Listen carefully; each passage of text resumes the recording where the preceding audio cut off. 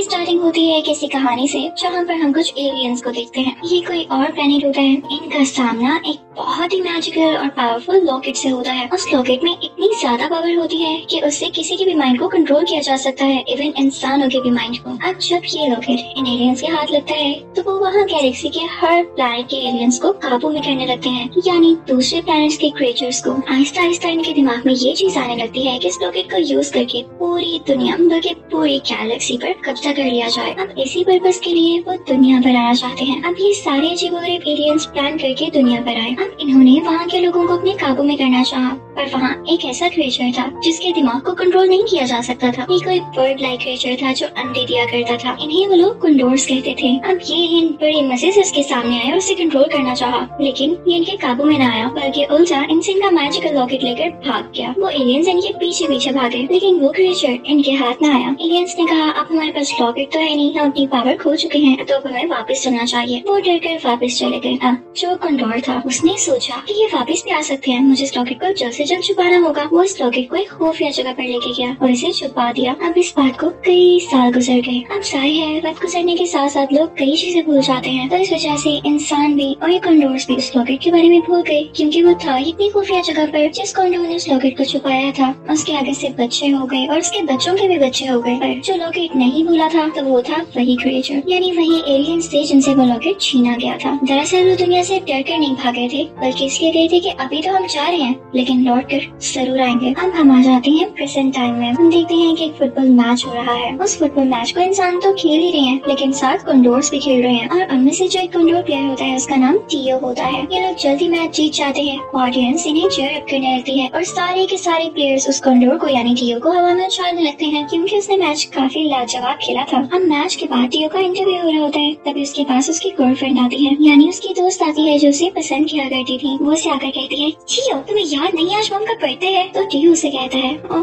कैसी बातें कर रही हो, मैं कैसे भूल सकता हूँ, जबकि टियो को असल में याद नहीं होता। और इसी बात की वजह से उस लड़की की माँ टियो को इतना खास पसंद भी नहीं करती थी। उन्हें लगता था कि उनकी बेटी के लिए ज्यादा ठीक नहीं है और वो उसका ख्याल नहीं रख पाएगा। और यहाँ टियो उस लड़की से कहता है कि मैं आज रात तुम्हारे घर आऊंगा। अब टियो जब अपनी दोस्त के साथ जाता है तो देखता है कि काफी रिच आदमी की गाड़ी उनके घर के सामने रुकी है। दरअसल वो रिच आदमी एक ऐसा आदमी था जिसे उस लड़की की माँ बहुत पसंद किया करती थी कि काफी रिच है, ये मेरी बेटी को खुश रख सकता है। यानी से पता चलता है कि उस लड़की की माँ काफी मटेरियलिस्टिक है। तो आदमी उस लड़की के साथ और उस लड़की की माँ के साथ अपनी गाड़ी में निकल पड़ता है और बेचारा टियो देखता रह जाता है। अब टियो काफी डिसअपॉइंटेड होता है। वो अपने दोस्तों से मिलने के लिए जाता है और उनसे कहने लगता है कि मैं क्या करूँ, मैं उससे बहुत प्यार करता हूँ, लेकिन उसकी माँ हमारी शादी नहीं होने देगी। अगर मैंने कुछ न किया तो वो उस अजीब से आदमी से शादी कर लेगी, मुझे आज उससे कहना होगा। अब अनफॉर्चुनेटली ये सारी की सारी बातें उस लड़की की माँ सुन लेती है। वो फौरन से वहाँ पर आती है और टियो से कहती है तुम्हारी हिम्मत भी कैसे हुई, तुम अब मेरी बेटी से शादी करोगे? मेरी आंखों पर तो पर्दा था जो मैंने तुम दोनों की एंगेजमेंट कर दी। वो उससे उसकी एंगेजमेंट रिंग छीन कर चली जाती है। अब टियो काफी ज्यादा उदास हो जाता है। अब टियो जब घर चला जाता है तो उसका छोटा भाई उसके लिए पिज्जा बनाता है। अब दोनों भाई मजे लेकर पिज्जा खा रहे होते हैं तब उन्हें एक अजीब सी कॉल रिसीव होती है। वो कॉल को फन में ही उठा लेते हैं और सामने एलियन होता है जो उनसे वीडियो कॉल कर रहा था। टियो को लगता है कि शायद कोई उनसे प्रैंक कर रहा है।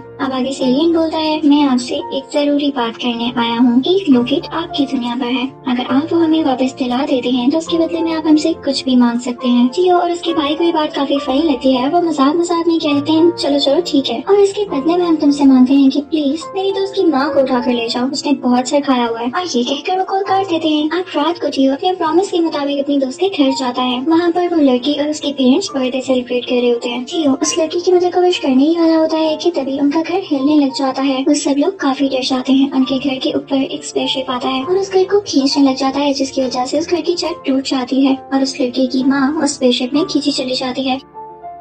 टियो ने जैसा एलियंस को कहा था उन्होंने वैसा कर दिखाया। अब वहाँ पर एक एलियन आता है और टियो से कहता है जैसा तुमने कहा था हमने वैसा कर दिया। अब टियो के मुताबिक तुम्हें वैसा करना है जैसा हमने तुमसे कहा था। हमें जल्द से जल्द वो लॉकेट ला कर दो और इसके लिए तुम्हारे पास सिर्फ 24 घंटे हैं, यानी 24 आवर्स। अब टियो परेशान हो जाता है कि ये मैंने क्या कर दिया है। और दूसरी तरफ टियो की दोस्त भी रो रही होती है। वो अपनी माँ के जाने से काफी ज्यादा परेशान थी। अब टियो को ना चाहते हुए भी उन एलियन से कही हुई बात को पूरा करना था। वो पहले तो काफी ज्यादा परेशान होता है, लेकिन उसकी दोस्त रो रही होती है और एलियंस ने उन्हें वार्निंग दी होती है, तो वो अपने भाई के साथ डिस्कशन करके वहाँ के लिए निकल पड़ते हैं। अब उसके टैबलेट पर उन एलियंस ने उस जगह का मैप भी भेज दिया था, जिसको फॉलो करते हुए वहाँ तक जाने की वो लोग फ्लाइट लेते हैं, लेकिन वही उस स्पेसिफिक जगह पर प्लेन नहीं रुकता था। तो जब वो प्लेन में चले जाते हैं तो वो जगह नीचे जब देखते हैं तो वहीं से कूदने का डिसाइड करते हैं। अब ये लोग प्लेन खोल देते हैं और वहीं से कूद जाते हैं। वो अपने साथ सेफ्टी रख कर कूदे थे, इस वजह से उन्हें कोई चोट नहीं आती। अब वो एक जंगल में पहुँचते हैं, जहाँ से जाते हुए वो एक क्लिफ में फंस जाते हैं और खुद को फ्री करवाते हुए आगे बढ़ते हैं। अब इधर देखते हैं कि टियो और उसका भाई उस रॉकेट वाली जगह को ढूंढने लग जाते हैं और दूसरी तरफ हमें उस प्लैनेट की दुनिया दिखाई जाती है। हम देखते हैं कि सारे के सारे एलियंस उस लेडी के आसपास जमा है। एक एलियन तो उस लेडी को यानी टियो की दोस्त की माँ को पसंद भी करने लगा है। अब वो एलियन उस लेडी से कहता है कि क्या आज रात आप हमारे साथ डिनर करेंगी। तो ये सुनकर उस लेडी को बहुत अच्छा लगता है, क्योंकि कभी इतने प्यार से उससे किसी ने बात नहीं की थी। वो लेडी उन एलियंस को बताने लगती है कि मैं बहुत हेल्दी हूँ ना, सबने मेरी हेल्थ की वजह से मुझे बुली किया है। तो वो एलियन आगे से उससे और प्यार से बात करने लगता है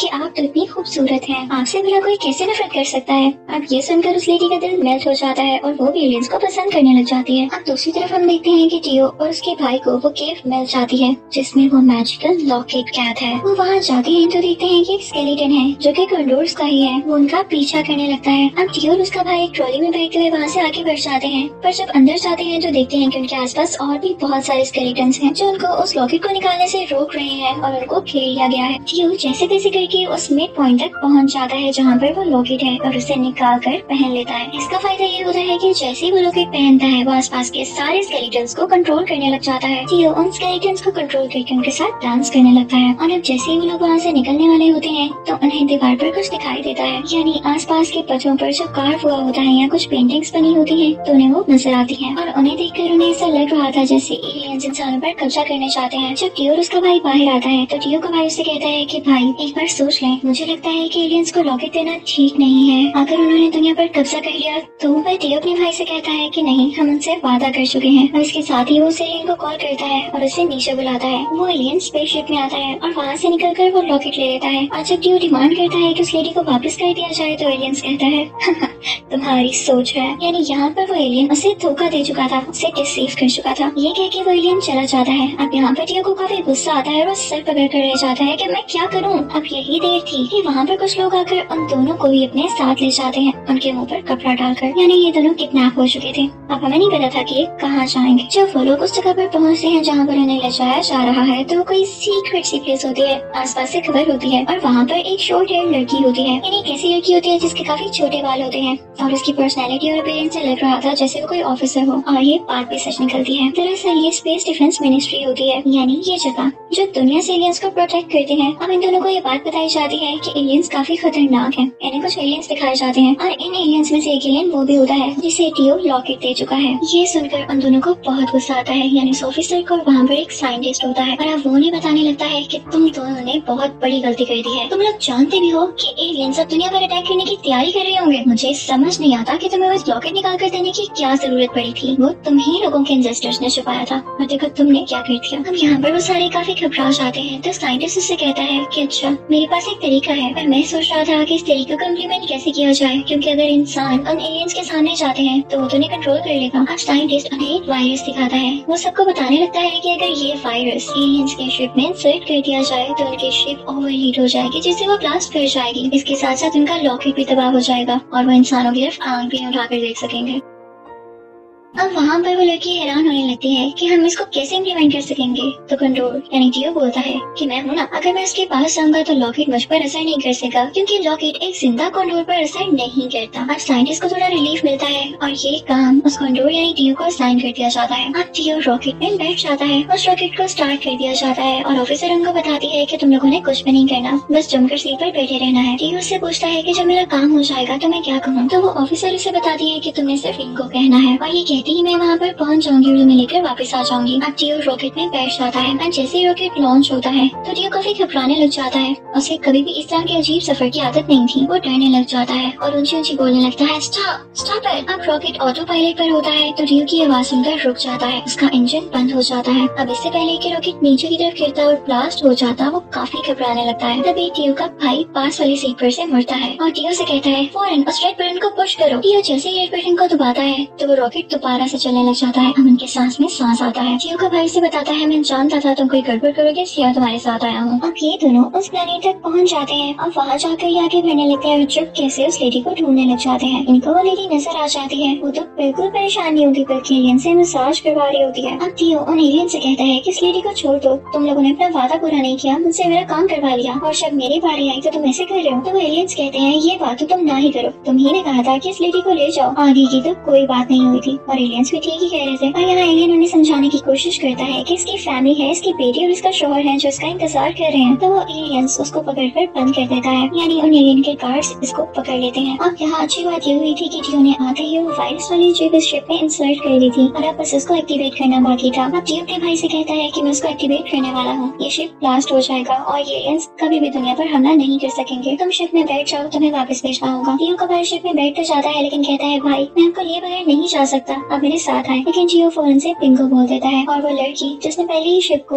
ऑटो पायलट पर लगाया होता है, तो वो शिप अपने आप चलने लगती है, यानी वही रॉकेट जिसमें वो आए होते हैं। अब जियो इससे पहले कि उनके साथ उसी स्पेसशिप में ब्लास्ट हो जाता तो वही लेडी आती है। वो किसी लेजर से जियो को बचाने लगती है और एक एस्केप पोर्ट में बैठकर उसके साथ वहाँ से दूर जाने लगती है। वो जियो से कहती है कि मैंने सोचा मुझे भी अब घर जाना होगा, मैं इनके जाल में फंस चुकी थी। जब एलियंस को ये बात पता चलती है तो उसकी तरफ लेजर शॉट्स मारते हैं और उस एस्केप पोर्ट को डिस्ट्रॉय कर देते हैं। अब इन दोनों के पास कोई रास्ता नहीं था, तो जियो उस लेडी को भी अपने स्पेस सूट में डाल देता है। अब वो लोग सोच ही रहे होते हैं कि यहाँ से कैसे जाना है, तो तभी जियो का भाई वो रॉकेट लेकर अंदर पहुँच जाता है और उन दोनों को भी रॉकेट में आने का कहता है। पर उस रॉकेट को भी वो एलियंस लेजर शॉट से डिस्ट्रॉय कर देते हैं। अब ये तीनों के तीनों अपने स्पेस सूट में ऐसे ही स्पेस में घूम रहे होते हैं। तभी जियो का भाई एक एलियन स्पेसशिप के पास जाता है और उसे पंच करते हुए अंदर पहुँच जाता है और उस एलियन से वो रॉकेट भी छीन लेता है। हम दूसरी तरफ ये देखते हैं कि एलियंस की उस जगह पर ब्लास्ट हो चुका है, सारे के सारे एलियंस उसमें डिस्ट्रॉय हो चुके हैं। अब ये तीनों इसी एलियन की स्पेसशिप में नीचे जमीन पर आते हैं। जब ये जमीन पर आते हैं तो उसकी हिलचुल की वजह से कंक्रीट उस एवरेज आदमी की कार पर भी गिर जाता है, जिसकी वजह से उसको भी अपने किए की सजा मिल जाती है। वो लोग जैसे ही जमीन पर आते हैं